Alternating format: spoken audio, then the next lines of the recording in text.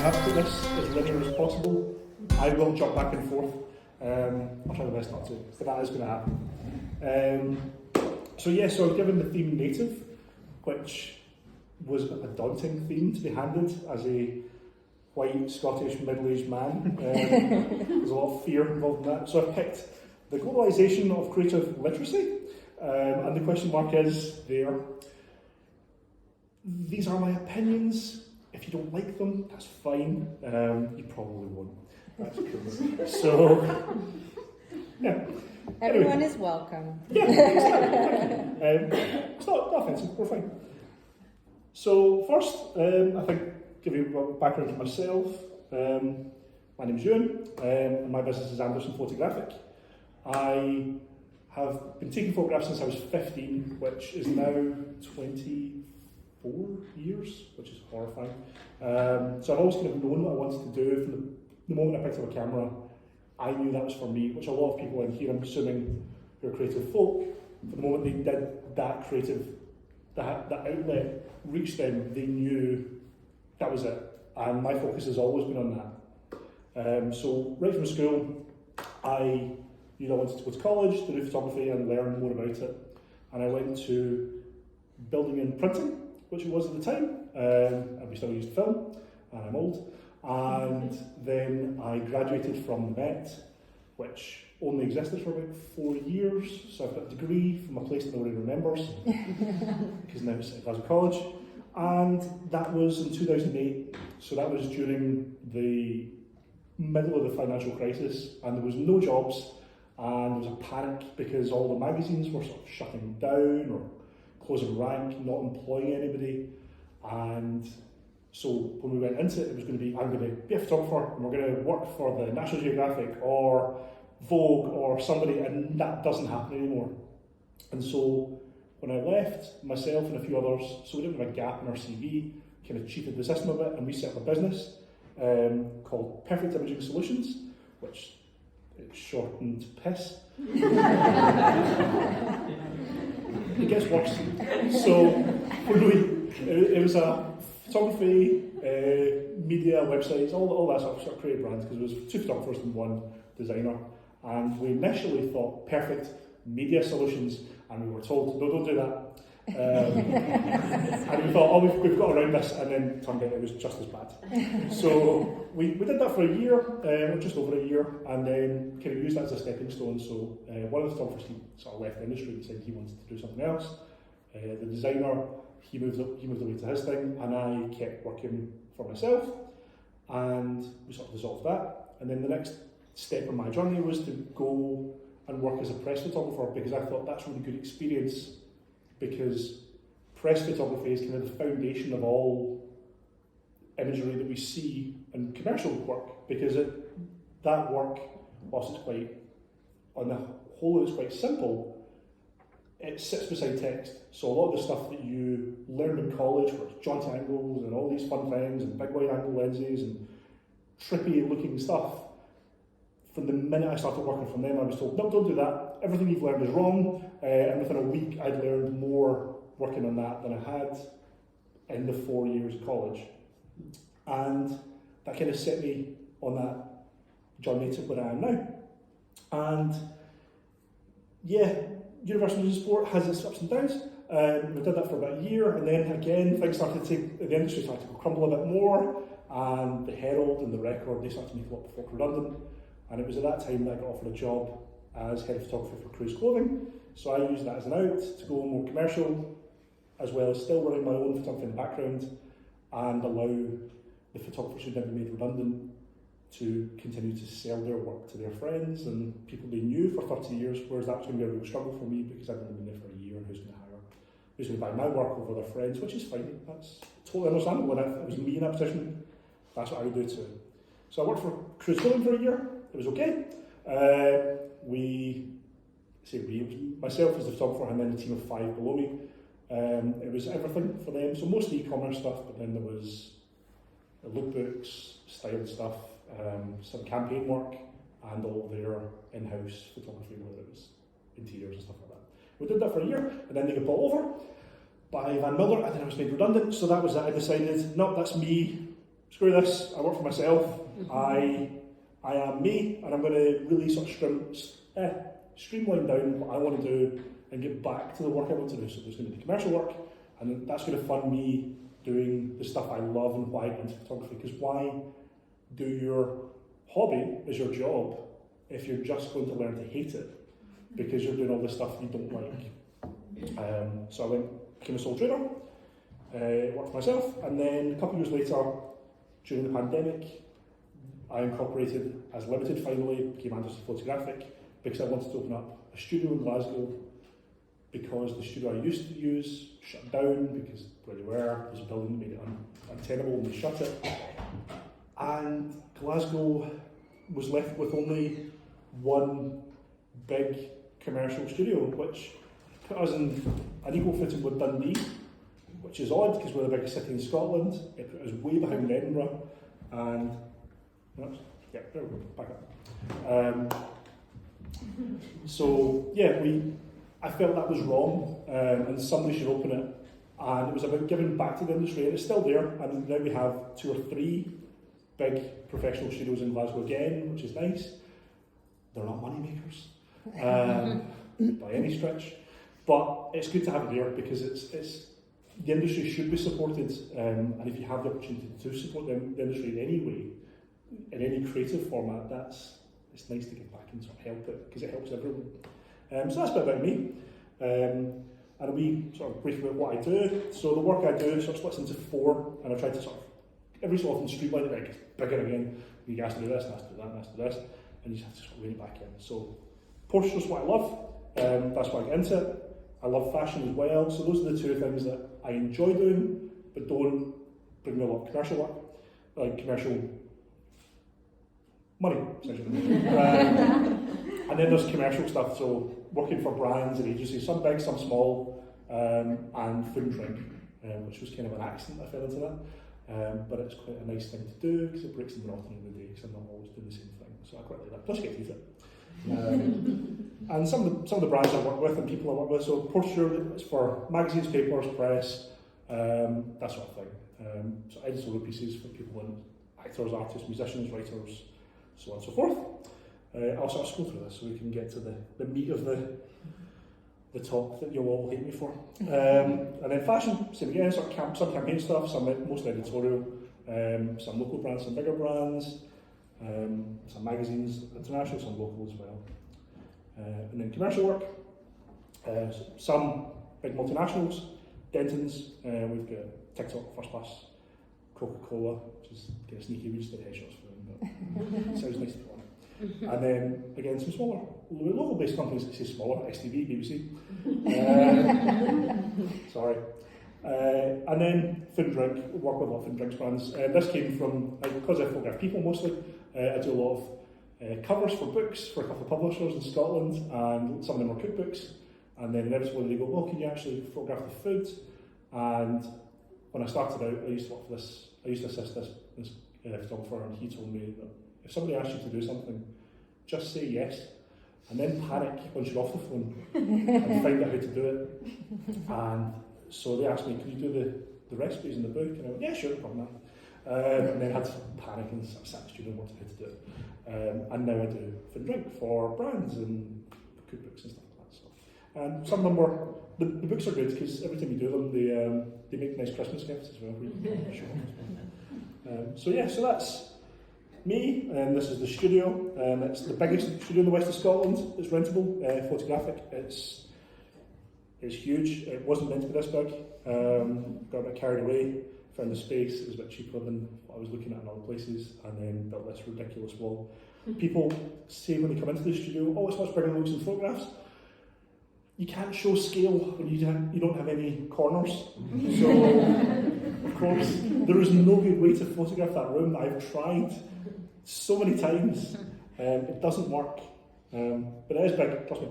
And you can drive in, you can bring a van into it and have it on the cove.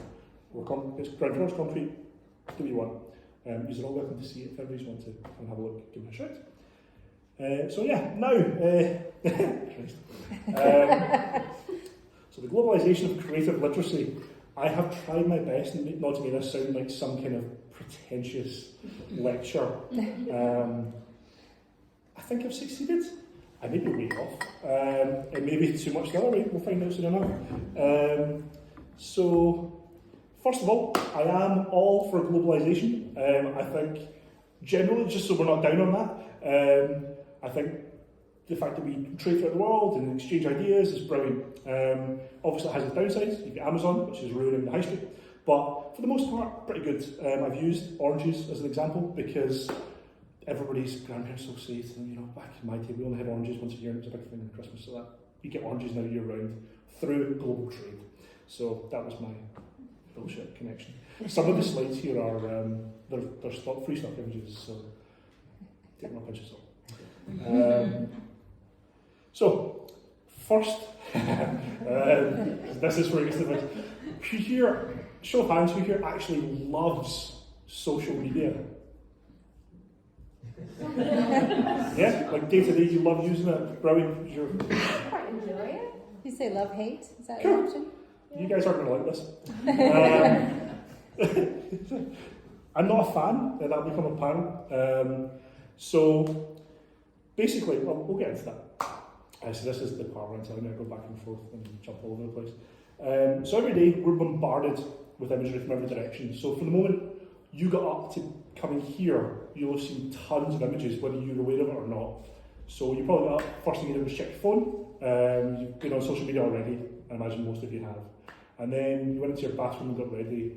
There is imagery, typography, design on everything in your bathroom. You've went downstairs, you've had your breakfast, you've probably looked at a box of cereal or whatever you had, then you've put the TV on, so you're bombarded already. And imagery is exhausting. It takes a lot to take that in. If you're ever in a position where you have to solve a problem, sometimes it's good to close your eyes because that shuts that part of your brain down that's absorbing these images. And pictures with faces are really hard to, they use a lot of processing power within your brain, which is why you get people that are face blind, because it takes a lot. And if you stop that, you actually free your brain up to see stuff, which is a weird thing for a photographer to tell you to do, but we'll get there. So as I mentioned, so by the time you got here, you've had that, and then you've driven here, if you have, and then you've seen billboards on the way, and if you've been in a bus, or a train, you've had even more, because you've had all the stuff along the sides, probably in the seat in front of you, and your phone again. So already you've been bombarded with this. And it used to be, before the internet and social media, well, before the internet was good, the internet was around for a while. Excuse me, sorry, I'm kind of giving away this cough and cold. Before that, the stuff you would get was quite localised for the most part. There was always big brands like McDonald's, KFC stuff, and they would be there. But nowadays with social media, we see so much stuff that comes from all over the world that we get quite a homogenised overall style of some things. Again, you can disagree with this, it's fine. And that's part of what we're here to talk about. So every day you see more than 3.2 billion images are created or uploaded to your daily, and 720,000 hours of video, which is more every day than there used to be in a year or a month 30 years ago, 40 years ago. So it's tons of stuff. And on average, people spend 2.5 hours on social media each day. For the folk in here who work with social media, you probably spend an awful lot more than that, and I feel really bad for you. The worst part of that is that on each post, people will only spend 4 seconds or less looking at an image or a video, and their attention span used to be great. You would read a book, read a magazine, really delve into something, and now it's 4 seconds, next. And that's bad news for photography and other visual medium that has a still image, because a still image is something you read, so it's not read to you. So you look into it, and if it's done well, you'll read it correctly and how people have meant that image to be read, and if it's done badly, you'll read it wrong, and you'll be either offended or upset with it or just not impressed at all. So that requires more than 4 seconds, and magazines and books and posters and billboards, they all do that well because they've got you standing there reading them like you are now. So even the apps and the social media that had that at the forefront, Instagram, Flickr before it, DeviantArt, Show My Age, they all either didn't do so well or they abandoned it. And there was a point where Instagram really abandoned photography, even though that was its foundation for video, because video is less subtle, and this is where the videographers will fall out with me, because it's not something you read, it reads to you, it tells you what to think. You can really manipulate your viewer and audience by having that pan in a certain way, the music on it, the text, dialogue, all these things that just bombard you to go, right, this is it. And within 4 seconds, you can really get something across that a photograph doesn't do. And yeah, it's upsetting to me because I love photography, but yeah, so we're getting there. I can see I'm losing some of you, this is fun. So, first off, what is visual literacy? So visual literacy, we are all visually literate, whether you're conscious of it or not, because we're bombarded with stuff from the day we're born. You will understand it, you may not understand why you understand it, but it's there. And it's more than one thing. So there's instinctual stuff. So everybody knows that red is dangerous and yellow, don't touch that bug, that's going to kill you. You know, that frog that's yellow in the rainforest, don't go near that. So we all know that. And then there's colour theory, so there's two versions of colour theory. So there's the opposites that work. So movies are good for that. Teal and orange, opposite colours are pleasing, and that's kind of ingrained. That's more sort of, these are kind of universal ones, and then you have more sort of cultural ones, which are the certain colours mean certain things. And Disney and Pixar kind of hammer home a lot. And Inside Out is a really good example of it. All the characters embody the colours that we know to be that, and even Joy, who's blue and yellow. The tones of that blue and yellow are joyous, whereas the deep blue is sad and miserable. And we all kind of know these things, and they're just kind of ingrained. And then we've got traditional visual literacy. So these are some things that we've known for years. They're formed through art that's been around for centuries. They are more localised, so for right or wrong. So like the statues are a good example.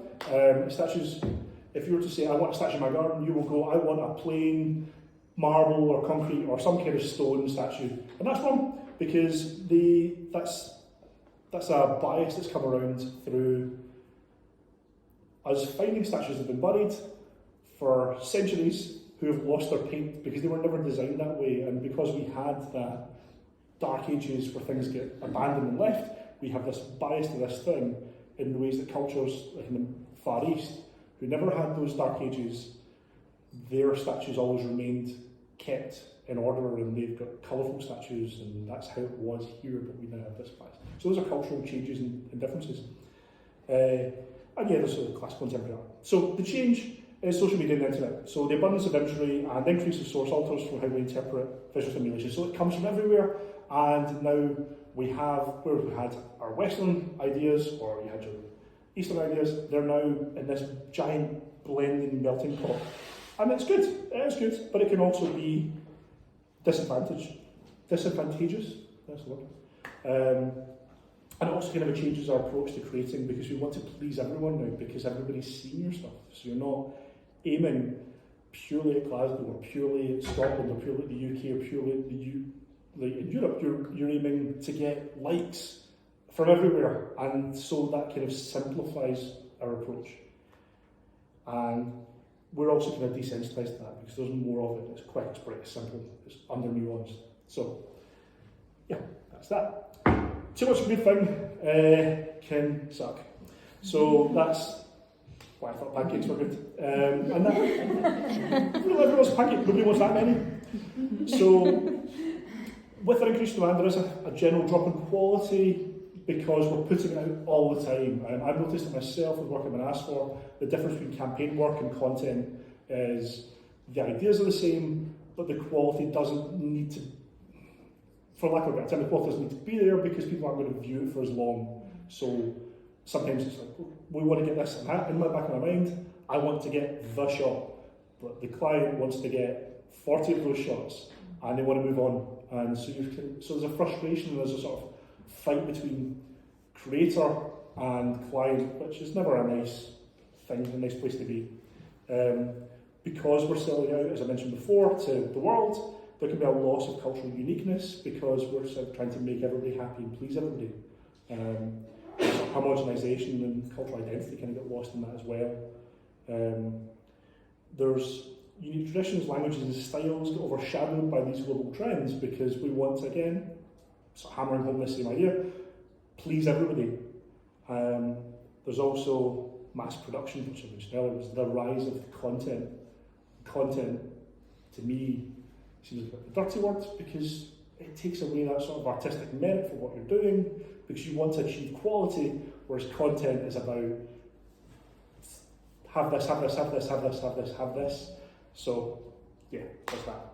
And then obviously there's the reductionation and the valuation. I'm sure people have noticed that people try to get things for less from them to get more because everybody's doing it. And you've got that sort of fight from people to get everything for free and quick as well.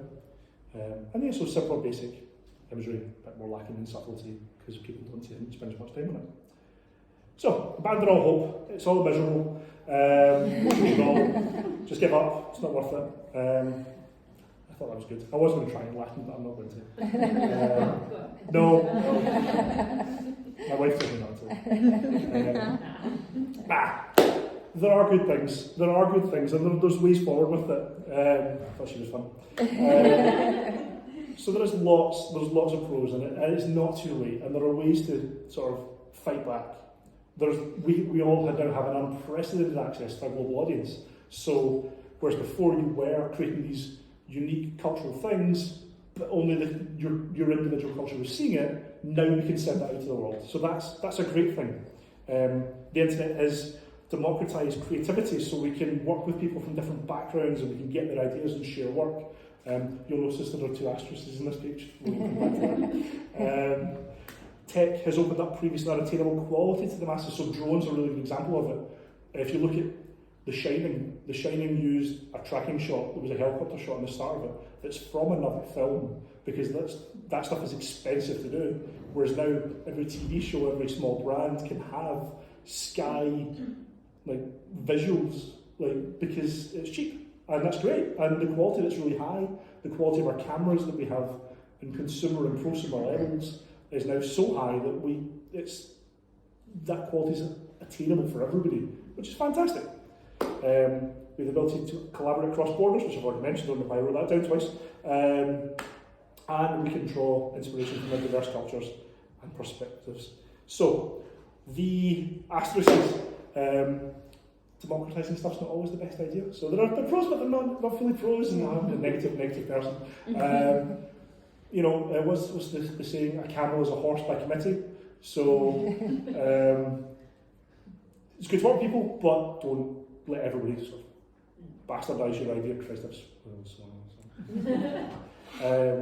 And then obviously drawing inspiration from other cultures is great, but we also don't want to culturally appropriate because that's not a nice thing to do. Anyway, those are the caveats. Social media doesn't have to be the death of creativity. I really think it is, but it doesn't have to be. We can all, it's just the same ideas rehashed over and over and over and over. God, I'm a miserable kid. So, we can. There are opportunities and challenges. It's crucial to preserve local cultures, but we can show these cultures that we have, incorporate them, and bring them forwards rather than putting out the same over-polished, generic, simple, sledgehammer images. Put something forward that's a scalpel and it's perfect and it's just right, and be active and promote these art forms and safeguard that heritage and put it forward and work with people and embrace global influence and preserve your cultural identity. And you can draw elements from global trends, but also infuse our own stuff. And that's my miserable, horrible thing. While I'm here, if anybody's interested in learning about visual literacy, there's a book that came out in the 50s called The Voices of Silence. It's grim. written in French. It's now cut in English by André Malraux, and it has images in black and white if you're lucky. But it's good to read. It is a slug. Anyway, that's me. Sorry. Right.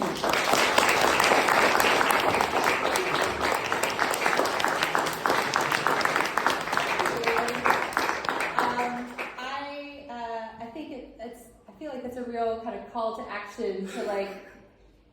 Well, to me, I'm listening, thinking, well, that reminds me, I need to be spending more time looking for things that are different and taking time to appreciate the work that people put a lot of time into. I feel like that is. I don't know if that's what you part of what you meant, but it was it. I mean, it does come across like a miserable git, but the plan was that it should be. There are parts. There's a thing on Instagram, and it shows. It's a feed that's all about showing images that are exactly the same. Mm-hmm. So I don't know if any of you, I can't remember what it's called, but it's so like woman leading man off a pier in some holiday, and there's like 40 images that are exactly the same. Some are on the same pier, and there's that sort of rehashing of the same ideas, and it's like, well, it'd be nice to. There are everybody says that everything's been done before, but has it? I mean, there's always new ways of approaching it and using these ideas and inspiration and drawing from them to create something new. It doesn't have to be the same crap. But obviously people are pushing to get likes and seen, and if that works, that's what they want. But as somebody who works in a creative field, it seems like there's a kind of responsibility to go above and beyond that. Mm-hmm. Yeah.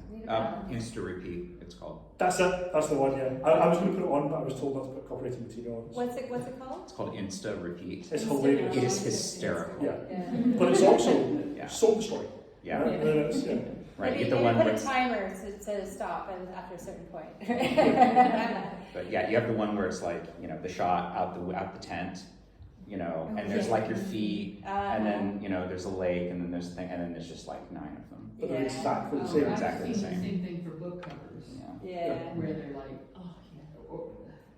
I would argue that that's probably always existed to a certain extent, depending on the medium. medium. Used to be able to see 50 But of we them. didn't, yes. Right. You're like, how many Madonna paintings do we need, right? Yeah, right, exactly, yeah. But that's the way people learn, but anyway, yeah. But you wanted to be a little bit controversial, so that's good. Yeah, I thought maybe I was in the room for a bit. So, I think we have time for 1-2 questions. Anybody have anything you want to ask? Or I'll admit, you said, I was a bit worried as you were going on. I was like, oh my god, how controversial is this going to get? I thought it was great, and I thought you brought up some really interesting topics. And funnily enough, Lydia and I were talking to, I think it's Tala from Alt earlier on, about how in a big agency, especially, you're asked to do something for the entire world market. Is that right? But you can't do that. It's funny, it just touches on what we're talking about. completely different, so it's like, you can't really Yeah, you can't do the same thing here as you can in China, for example. Yeah, I mean, there are still obviously, like, this is more social media based, so it hasn't, it's not kind of escaped as much. I mean, it is starting to, but it's not permeated a lot of the other avenues of advertising or all that sort of stuff. But social media really is that. But we do start to see it where that very over-polished, sort of Americanized look, and Chinese advertising quite polished as well. That's kind of become universal. So you see that sort of porcelain skin, and that's kind of, we're getting more and more of that over Photoshop stuff. And you used to be able to see very different styles regionally. So like the UK has always been quite gritty. You go, if you were to imagine like fashion photography, everyone will see fashion photography, so it's fine. So everybody knows what French fashion photography kind of looks like. It's kind of natural and sort of gritty and filmic. And then you go to Italian fashion photography, and it's similar but sleek and polished in a way that French stuff isn't. And the UK's is grittier, and the US is too much. But the cultural bias is that they probably think that ours are too pretentious, and if you go to like East Asian fashion photography, it can be quite sleek and slick as well, and Middle Eastern fashion is almost, we kind of use almost cheesy because it is very smooth, and so these cultural biases are still there, which is great. And so reaching out to an overall market for a global thing, you do have to kind of change as you go. But it's social media. Kind of blanket it. Yeah. Well, I think that is really valid in the creative industries these days. One of the things so I'm a freelancer and I illustrate and I build websites and I do all the stuff that everybody else does. But one of the things that we have to do is be individual. But one of the things that I've mentored people and what they try to do is they do the social thing. So they try to do what everybody else is doing. But they want to be individual, but they want to do what everybody else is doing because that's how they make money. And it's getting people to go home and to sit in their park where they grew up and to think about what they are and who they are and where they've come from and do that native thing, do that individual thing, because that's what informs how we take a photograph. You don't have to be a million miles away from that general stuff. You can still take that, but then add your style and your culture to it, so it can still fulfil still satisfy people looking at it, but you've added your bit to it and you're twisting. That's all it needs. It doesn't need a ton. Well, this is like this is a real question. I've had a conversation with a friend who's studying musicology right now, and we had this long conversation about sort of the global leveling of music, right? How pop music is starting to sound sort of the same from everywhere, and that's tragic. On the other hand, it's not a bad thing that people who make music in this part of the world are talking to people who are making music in this part of the world. And if you go far enough back, every new music style, like, generally comes from the mashup of two things that ran into each other, and that's good, right? So it's like, and that's, I think that's true for cuisine, and it's true for art, and it's true for literature, it's true for all sorts of things. What's the right amount of communication, right? How do you get all these people to talk to each other without it resulting in a single global homogeneous pop song culture? No idea.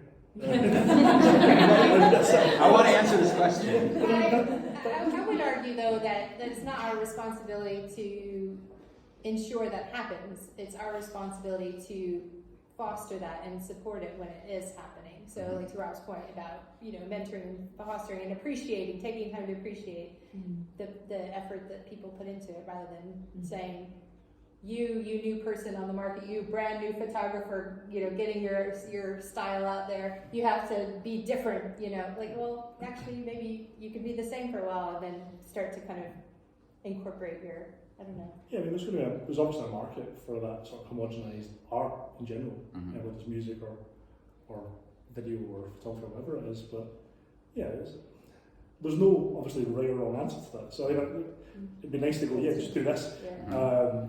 But I think, as Audra says, like, you can still be part of that, but add your own bit to it. It kind of has to be done on a sort of individual basis, I guess. It's about thinking for yourself.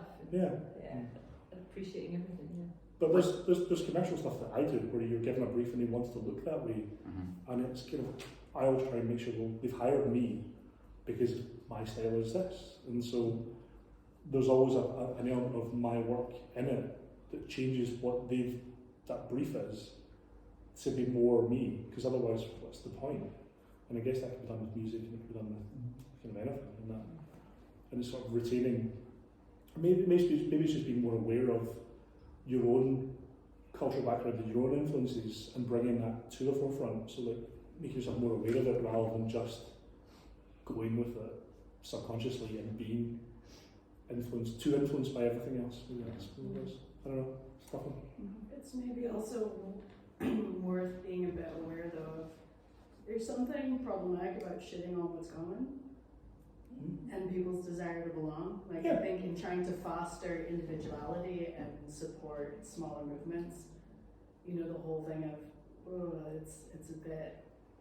it's a bit classist to say what's common and what's spreading and what people are attracted to is bad or tacky or gauche. Yeah, I mean, you're right. Yeah, so that's it. Like, it's just, this was, I need to find something. But that's it. Like, it's for me, I see it, and the social media it kind of bugs me a little bit, which is come across. But that's fine. Yeah, like, you're right. Like, it's totally fine to do that as well and go with that. It's just also, for me, it's nice to try and keep a wee bit of that and preserve that. But it doesn't mean that everybody else has to do that or force everybody. So, yeah. Any other questions? Yeah. Really a question. I just want to join in. But like, I guess you could say a lot of this. There's like capitalism. Everyone's trying to make it. Everyone's trying to see what works, right? You're all trying to see like, oh, this method of doing the boring thing or the normal thing or whatever works, and we're just trying to make money. And I do think that honestly, if we weren't all just trying to make endless amounts of money, or if that's not the way that we were told to do it, then we would make more individualistic artwork. But unfortunately, a lot of us are just trying to make money. Yeah, well, and I'm right there too. And yeah, there's exactly, but I just thought it was fun. I mean, I just think that, like AI, I would say is like like that's democratization of art. Like, horrifying, but it is like anyone can do it.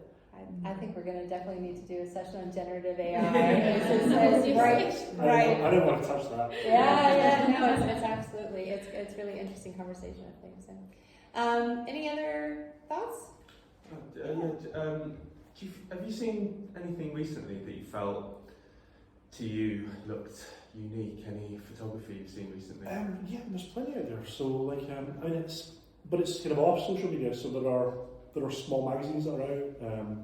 There's kind of a growing trend for new magazines to appear. I kind of work with the International Magazine Centre, that we go, and they kind of help foster that. And these magazines kind of find small creatives and they have their work in it, and that stuff's great. The fashion stuff that's involved in these, or the editorials in these, they are unique and interesting, and some of them have influence that are more cultural. Some of them, and you get voices from different parts of the world that wouldn't work on social media, because whilst they are great, they wouldn't have the same tracking because they don't fulfill that hunger for the same sort of content. Because it is an AI system, so when you look at one thing, it's just going to show you something similar. It's the same with like Netflix or Spotify or Apple. Like the way to find new TV or films or new music is kind of difficult now. Whereas you used to go into a shop, you go, oh, that looks interesting, you buy it, and you watch it, and you discover something completely different and new. And the AI of these things likes to show you what you already like, and so the place to find new things is off that. It's like you have to purposefully go and watch a video on YouTube or find something instead that's completely different To open from back your up. usual, and go away for about an hour and come back and then see what it's suggesting. I mean, today in my memories, something came up and the word kindergarten was in it. It was a memory from when my kid was in kindergarten. And I put my phone down, and when I came back to it when I was on the bus, and I was turned on Facebook and I was scrolling through, and all the ads from Amazon and Temu and all that were all for little educational tools. I don't need these. Yeah. But I read something that said kindergarten, and it was like, oh, here's what you get today. Cute toys. That's so depressing, isn't it? And I feel like I have found some really interesting, kind of niche photography or artists through social media, but it really is, oftentimes it's because I've seen something in real life and then sought them out that way. So yeah. I don't think the process of discovering new content is any harder than it was. I mean, I can remember you had to go to a store and buy a magazine and flip through and be like, oh, that's interesting, and then go and research it or whatever. It's just and that's not different. What's different is that there's this alternative to finding stuff that is so low effort. Yeah. Right, and that's the thing is like my answer to, well, my Netflix algorithm isn't giving me movies that I'm interested in. I'm like, then stop relying on the Netflix algorithm. Right. Like there are other ways to still get have to go recommendations. look. Yeah. But you still have to go look, and I think that's part of the problem is if there's an effortless alternative, 95% of the people are going to go with it. Yeah. I actually would love, like everybody in this room has probably done, you've done something. It may not be visual art, it may be something else, but I would be really interested to hear what you're working on. Like, have you seen, you asked the question, have you seen anything new, that you think, wow, I've not seen anything like this and other people should know about it? Yeah, I do. I feel like if you, it was interesting, like choose your medium. I thought I felt like that was the answer to the question that you gave. If you look at algorithmic channels, you are going to see homogenization. Also, like if you turn on your TV on like prime time on a Saturday, you're going to see homogenous sort of stuff. Whereas if you went to like your local independent cinema, you would see much more like unique experimental stuff. So yeah, I feel like I do. I feel like if I want to go and find homogenous content, I can. Yeah. And Well, I also yeah. feel like I can find. Yeah, I feel like I have. Yeah. Yeah. I think part of that though is not what's in this room, because within this room we're all creative people, we're all thinking people, we are all doing people. We go out and make stuff, and as part of that we go to the independent shops and the cinemas and the theatres, and when we go see a comedy show and we'll stop and look for 10 minutes at a pebble on the side of the street because it shines in the sunshine. We do this. The problem isn't in this room, the problem is those people. Because they don't. Yes, It's it's your audience, and it's kind of a response. It's what, I can't see your name. Sophie. Sophie, because that might not be a problem. Oh, okay. That's People like well, that. they never did. The thing is, they never had Instagram where they could pretend they were creators, or they could, Yeah. I don't know, pretend my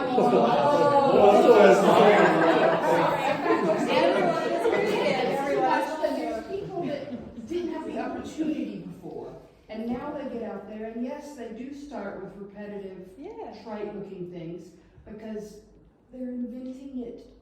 Right, all they can do is copy it first.